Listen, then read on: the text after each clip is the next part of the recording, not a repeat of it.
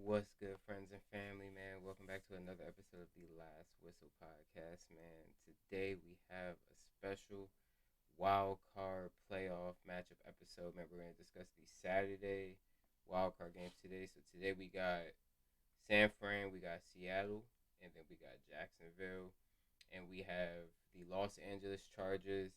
The first time Justin Herbert and Trevor Lawrence are going to be in the playoffs. That's a very exciting matchup. Um, Before we get into today's video, though, we're gonna do a little something special. First and foremost, make sure you guys follow the YouTube and Instagram usernames down below. That's the podcast, Instagram, and the YouTube that you guys are probably watching now. That you guys could follow and subscribe to the podcast on there as well. For today's episode, we have themed colored jerseys. Colored hats for our wild card matchup teams here. So after we're gonna go game by game, and after I break down each game, I'm going to give my picks on who I believe will win today's Saturday matchups.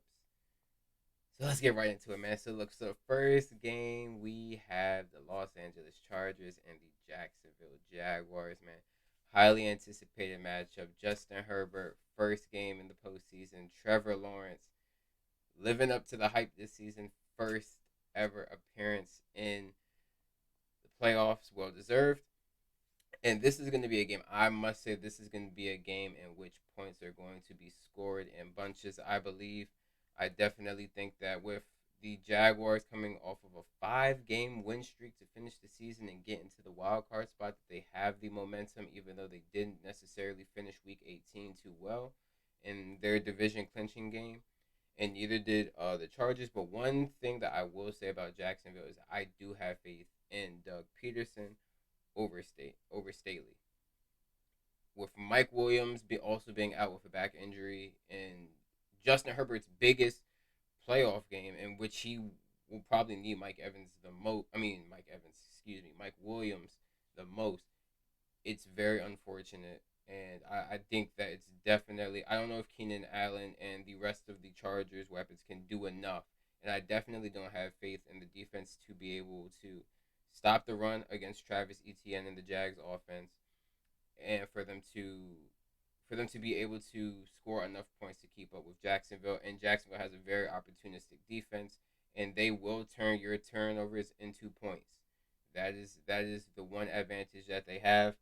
Um, Jacksonville, just on the tear. Let's break down the injury report first. Trevor Lawrence, obviously we know that he's going to play, but he is questionable. Jamal Agnew is questionable. Brandon Sheriff is questionable. Kendrick Pryor is also questionable as well. And we obviously know Mike Williams and Rashawn Slater is out for this game.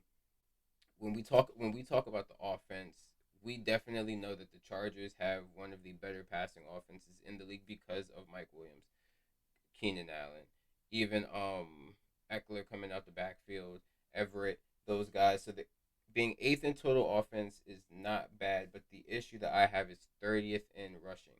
You cannot if I don't think that you'll be able to win in the playoffs when you're dropping your quarterback back like 30, 40 times and you're allowing the rush to get there and to fluster him.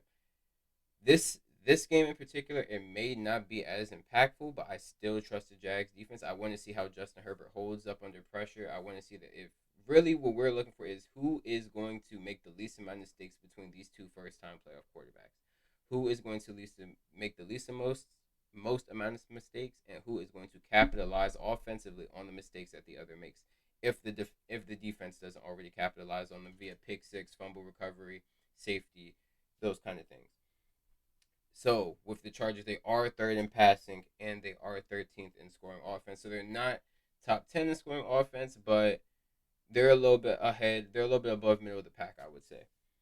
Now, when we move on to Jacksonville, this is when, at offensively, Jacksonville, when you look at it, it looks like that they're just a completely better offense, and they will run away with this game, being a tick behind the Chargers in offense, being ninth overall, 14th against the rush, 10th in the 14th in rushing, 10th in passing, and 10th in scoring. So here you go. You got top 10 in passing, top 10 in scoring, top 10 overall, and you got you're a tick behind or a tick higher middle of the pack in rushing. Now when it breaks down to the defense, because we know the defense wins championships. That's our motto here. We favor the defense here on this channel. I am not at all impressed by the Chargers defense. 20th overall, 28th, almost dead last against the rush. That is unacceptable. I understand the injury to Bosa and but when you have Bosa and you have Khalil Mack, there has to be you cannot be 28th. Not with the defense that the Chargers have, not with the names that they have. There is no reason for them to be 28th against the rush. However, they do make up for it by being seventh against the pass, which is very well, especially when you are going against Trevor Lawrence, who has the weapons like Zay Jones, who went 82 receptions for 800 yards this season. You got Christian Kirk, 84 receptions for 1,000 yards. You got Evan Ingram, 70 receptions for 700 yards. So to be seventh against the pass, to be a top 10 team against the pass, is very, very good going into this game. I definitely think that that's an advantage that they will have. However, they're tied for 21st in scoring defense, which it's give or take. I don't like. I think the run game, the X factor for the Jags would be Travis Etienne in the run game, most definitely exploiting that 28th rush, ranked defense that the Chargers have. And as we move on and we go to the Jags, it does not get too much better. We got the 24th overall defense, 12th against the rush, 28th against the pass, which is just the last thing that you want going against Justin Herbert, but without Mike Williams. We have to remember he is without Mike Williams in this game. Without Mike Williams, it is going to be harder for Justin Herbert to find that open target, to just be able to throw that big bomb down the field to that big body receiver. However, they are 12th in scoring defense, so they will take your turnovers and run them back on you, and that is something that the Chargers have to be aware of. That these, first of all, you don't want to have turnovers, but you definitely don't want to have turnovers that just drastically swing the momentum of a game, especially in the playoffs when momentum is just it swings back and forth so much. Now, the Chargers going to this game as 1.5 point favorites. Fun facts: Joey Bosa has 3 sacks in 4 games against Jacksonville. Hopefully, we have a good Joey Bosa sighting. I hope so. I want to see him and Khalil Mack perform in this game. I want to see Herbert make the most of his opportunities and Trevor Lawrence. But, however, I am going to be riding with. Excuse the Dewey, but I am going to be riding with the Jacksonville Jaguars in Saturday's wild card game. I believe Trevor Lawrence gets it done, wins his first playoff game and his first playoff appearance. Justin Herbert and the boys will have to answer questions in the offseason and really look into Staley's into his coaching job. But I believe Dougie P will have this team ready, being an experienced coach, a coach that's won a Super Bowl. I believe that he will have his young star quarterback ready and overall have his team ready to go out there and perform against the Chargers. So now that we have wrapped up the Chargers and Jacksonville, that now moves us on to the big rivalry game of Wild Card Weekend, man. The division rivalry, we have the San Francisco 49ers and the Seattle Seahawks, man. Now, this rivalry isn't what it used to be when we had Michael Crabtree on one end and we had the Legion of Boom on the other. NFC Championship game, Colin Kaepernick and the boys. It ain't the same as that. But this is still a game in which these two teams are going to fight. They're going to play their hardest. Pete Carroll is going to have his team ready, and they are going to play hard. This is not going to be a blowout. The 49ers, I know, are 9.5 point favorites for my sports bettors out there. But I just do not think that Seattle is going to come into this game and roll over. However, they are coming in 2-3 in their last 5 games, as opposed to San Francisco's 5-0. The San Francisco, we obviously know, has a defense that in any given quarter, any given half, or even in any given game, they can completely shut you out and hold you to no points, 3 points, or even just one touchdown.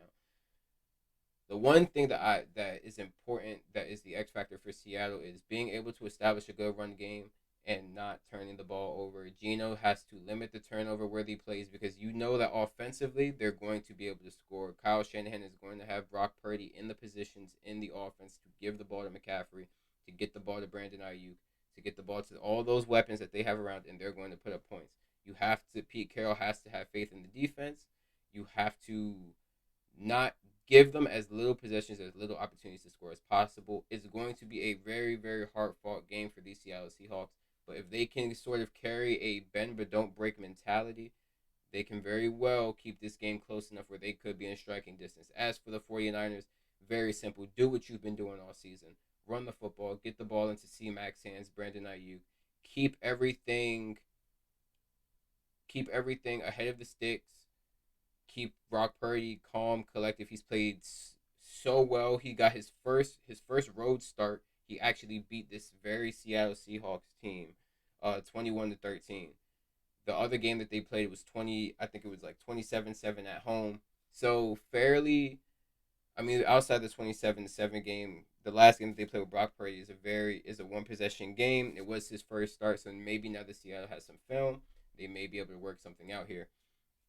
But the interesting thing about this is when you look at the history of these teams that go and sweep their division rival in the playoff, I mean in the regular season, and then they get that third time the charm, if you will, that Seattle has.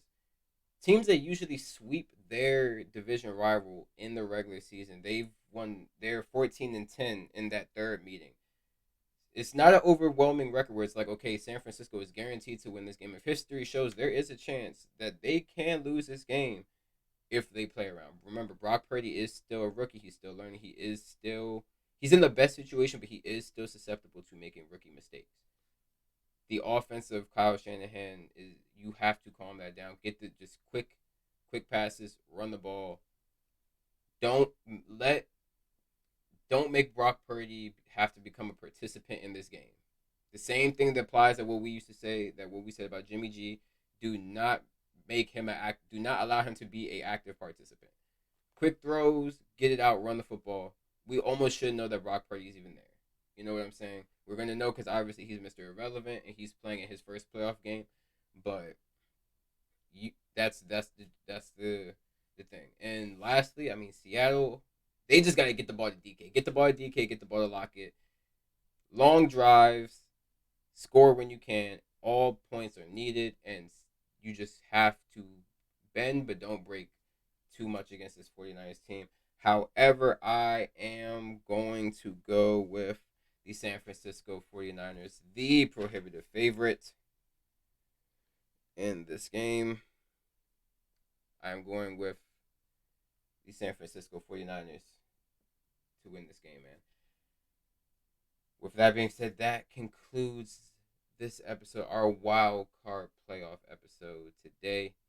Make sure you guys, like I said, hit that YouTube button and that Instagram username button. I will make sure I drop the links into the description. If you want a personally made hat for your favorite football team, your high school, middle school team, whatever you have locally around you, be sure to hit me up personally. I will drop both my personal Instagram and the podcast Instagram in the description below. You can hit me up on either one of those. Make sure you guys follow, spread the word to your friends and family, man. This will conclude the wildcard episode till tomorrow. Peace.